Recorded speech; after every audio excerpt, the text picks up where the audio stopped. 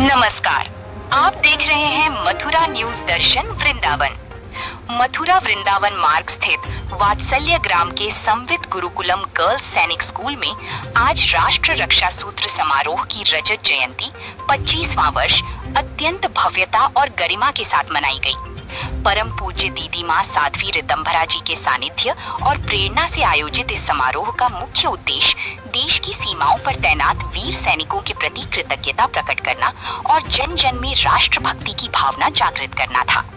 25 वर्षों की इस अखंड राष्ट्र निष्ठा के प्रतीक स्वरूप देश भर के विभिन्न विद्यालयों और क्षेत्रों से आई 1,11,000 से अधिक संकल्पित राखियों को दीदी माँ की उपस्थिति में सैनिकों के लिए समर्पित किया गया।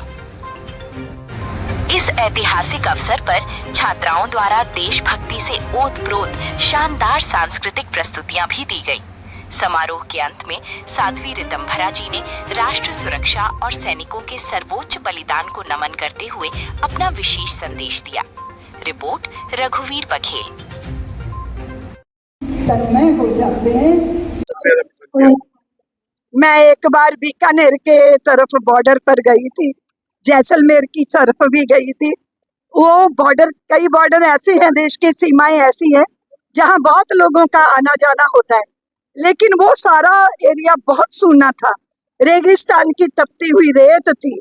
और जैसे ही मैंने एक सैनिक बंधु के हाथ में रक्षा बांधी, राखी बांधी, उनकी आंखों से आंसू ऐसे झर रहे थे जैसे गंगा यमुना बह रही हो। उनका जो है हिचकियां आने लगी उनको।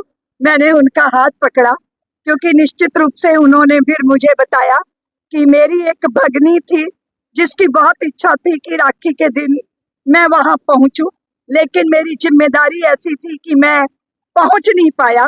पहले साल की वो कहानी सुना रहे थे और उनकी वो बहन का शरीर छूट गया। उसने अपनी छाती पे अपने भाई की राखी रखी हुई थी, हाथ में वो राखी बांधी हुई थी, पकड़ी हुई थी, और ऐसे में उसका शरीर छूटा। वो अपनी बहन को याद करके रोने लगे कि पिछले साल ऐसी घटना हुई। और मुझे कभी कभी ये लगता है कि मैं कैसा भाई हूँ कि मैं उसके पास पहुंच नहीं पाया। तो मैंने कहा कि आप बहुत अच्छे भाई हैं, उसके पहले आप भारत माता के बहुत अच्छे पुत्र हैं, जो अपनी व्यक्तिगत भावनाओं से ऊपर उठकर अपने देश का कर्तव्य निभाते हैं। उस सैनिक का चेहरा मैं जीवन में कभी नहीं भूल पाई। मुझे अपने पे गौरव हुआ कि मैंने उनको वहां पे जब मैं खड़ी हुई तो उन्होंने जाने कितनी पुरानी राखियां निकाल के मुझे दी कि दीदी आप ये भी बांध दो, आप ये भी बांध दो। अपनी बहन की आई हुई पुरानी राखियों को एक साथ अपनी कलाई पे बंधवा लिया, और वो पूरी कलाई इस तरह भरी हुई थी। ये ऐसा घटना थी जिसने हमेशा मुझे प्रेरित किया, हमेशा मुझे उद्वेलित किया, हमेशा मुझे गौरवान्वित किया कि मैं उस भावुक क्षण में उस सैनिक के साथ खड़ी थी। ये मेरा सौभाग्य है। देखिए, मैं सोचती हूँ कि बहुत कुछ हम नहीं कर पाते, लेकिन जो करते हैं उनके साथ में खड़े होना एक बहुत बड़ा एहसास होता है। इसीलिए सहयोगी बनो, साथी बनो, एक साथ आओ, जो अच्छा कर रहे हैं उनका संबल बन जाओ।